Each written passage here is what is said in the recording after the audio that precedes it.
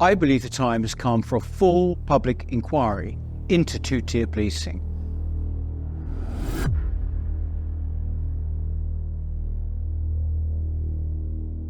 Just last week, the Home Office gleefully announced that 1,000 arrests have been made in the wake of the recent public disorder. These criminals, it said, will face the full force of the law. Now, with these words, it effectively threw to one side the basic presumption of innocent until proven guilty. But that aside, it also showed that the policing and judicial system can swing into effect remarkably quickly when it wants to. We are, after all, used to a system which endlessly prevaricates, is soft where it wants to be, and indeed gives every impression of disliking having to hand out punishment at all. But not this time. Surveys have consistently shown that public confidence in the police has been declining alarmingly in recent years. If they are hoping that this time their take-no-prisoners approach might restore some of that public trust, I believe they are sorely mistaken.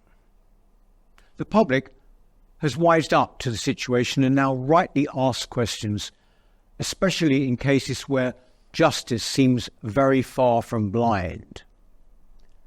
There are endless examples from recent weeks. The thugs who attacked the police at Manchester Airport, breaking the nose of a female police officer. Why are they still uncharged?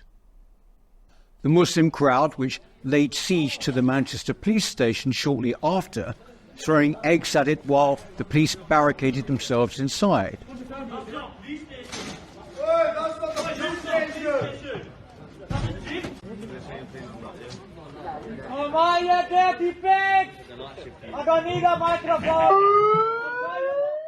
Have they been charged?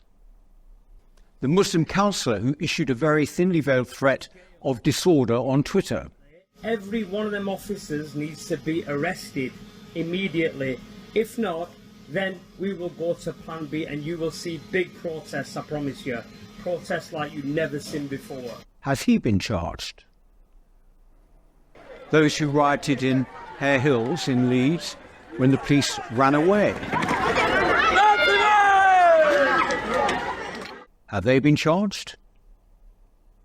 And the leader of the left-wing activist group Hope Not Hate, Nick Lowles, who happily disseminated completely false allegations of acid attacks on a Muslim woman.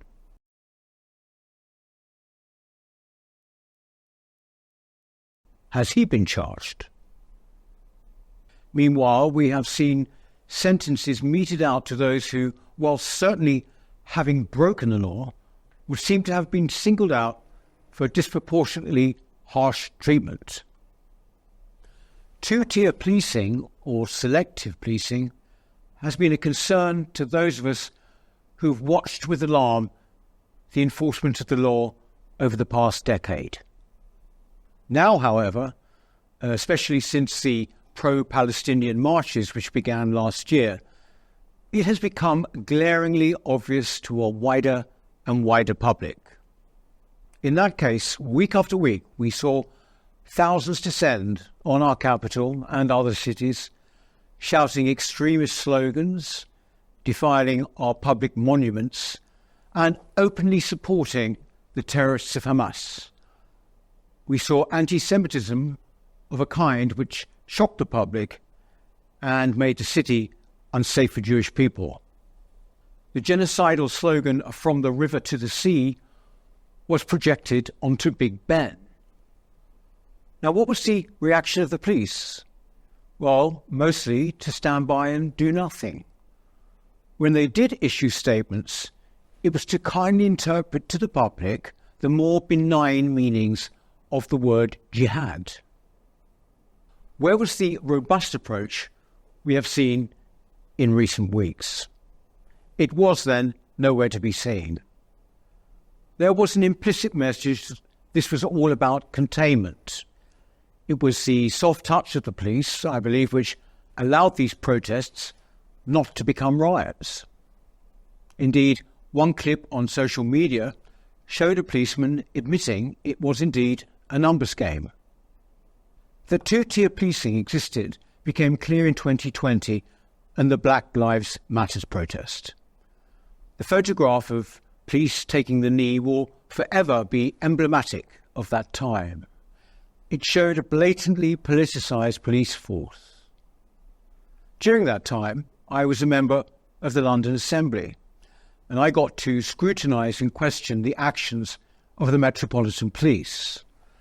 The Chief Commissioner and senior police officers were predictably dismissive when I pointed out the marked difference in the policing of the BLM protests and the Extinction Rebellion protests, for example, compared to the anti-lockdown protests.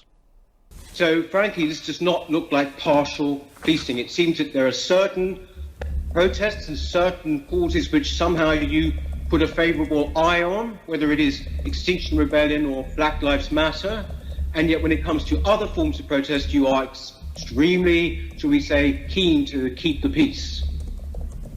Amongst many Londoners, you are facing probably the worst crisis in confidence that I can ever remember in the police.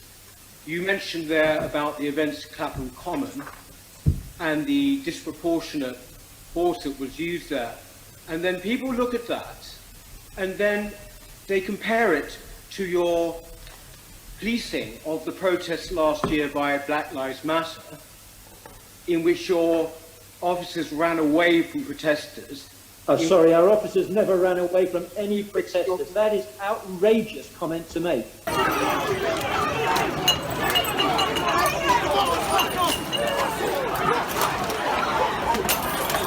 Now, how have we arrived at this situation? Well, first, it's certainly clear to me that the police have succumbed to identity politics and the march of the left through our institutions. The effects of this on law enforcement are profound. The public has watched as everyday crime skyrockets and goes unsolved and unpunished. Burglary, theft, shoplifting. The police have largely absented themselves from the public space. Instead, we have to endure the sight of them laughing and joking along as Extinction Rebellion protesters effectively close down city centres. We watch their promotion of LGBT and pride, their multicoloured cars and their frankly embarrassing antics. Secondly, the overriding motive and modus operandi of the police is to prove that they are not racist. This goes right back to the Stephen Lawrence case and the subsequent Macpherson report, which famously accused the police of being institutionally racist, a claim which by its very nature cannot be disproven, and which has since been internalised by the police themselves. The head of the Police Chiefs Association, the NPCC, said only this year the policing was institutionally racist. The damage done, therefore, by the Macpherson report has been immeasurable. Thirdly, and I would say most importantly, the police have become crucial in keeping certain central narratives in place. Chief amongst these is that Britain is a dazzlingly successful multicultural society. It means that huge crimes, such as the industrial rape of white working-class girls by mostly Pakistani Muslim men, go undealt with for years for fear of rocking the multicultural boat, or indeed for fear of being seen as racist. It also means that in the interest of this narrative, the majority has to be more tightly policed. And as we've seen in recent weeks, it also means the police consult with so-called community leaders and elders on how best to police their communities, seemingly deaf and blind to quite how this looks to the majority of people. So we have really strong business and community relations, and because we were aware through intelligence that there was a potential protest through that misinformation yesterday, we had the opportunity to meet with community leaders, with business leaders prior to that event to kind of understand the style of policing that we needed to deliver during the course of that operation. Hello, Assalamu alaikum. My name is Phil Hutchinson and I am the Superintendent for Greater Manchester Police based in Oldham. Obviously echo everything that the leader, Rouge, has said. Firstly, thank you very much for inviting us and arranging the meeting. It's the inaugural meeting. We're having these now bi-monthly, so... Salam alaikum. There is one tier of policing that applies to all of us, and that means that we police without fear or favour. Shukran. Now, what are the chances of the police taking any of this on board? Well, we saw recently the attitude of one no less than the Met Chief Commissioner himself, Sir Mark Rowley, when questioned on two-tier policing. Are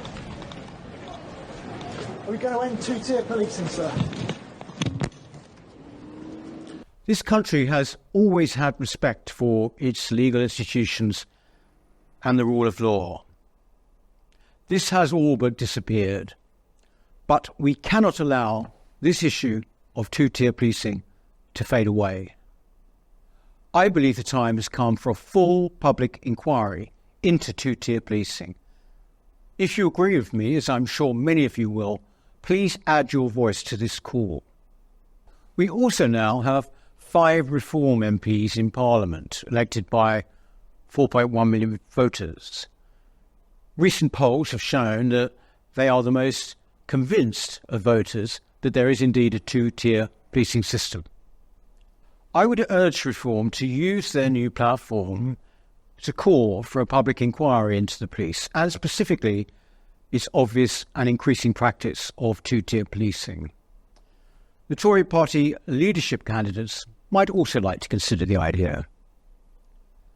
In the face of an ideologically rigid government whose every instinct is to censor and prosecute, we must make sure to have our voices heard. Hello, if you're enjoying the New Culture Forum channel and you believe in our mission, may I invite you to join our membership scheme at the link below or on our website, newcultureforum.org.uk. Our work is more important now than ever and we have great plans ahead for the future, but we can't do it without your support. From as little as £3 per month, you can help ensure that we continue on our mission. As a member, you'll receive a range of benefits, including access to exclusive content, invitations to our private events, including here at our studios, free copies of our books, and much, much more, including, of course, our famous NCF mug. If you aren't able to become a member, then please help us by clicking this button and subscribing to our channel. It's completely free. Just remember to also click the bell icon so that you can get notifications when we post new videos. Thank you.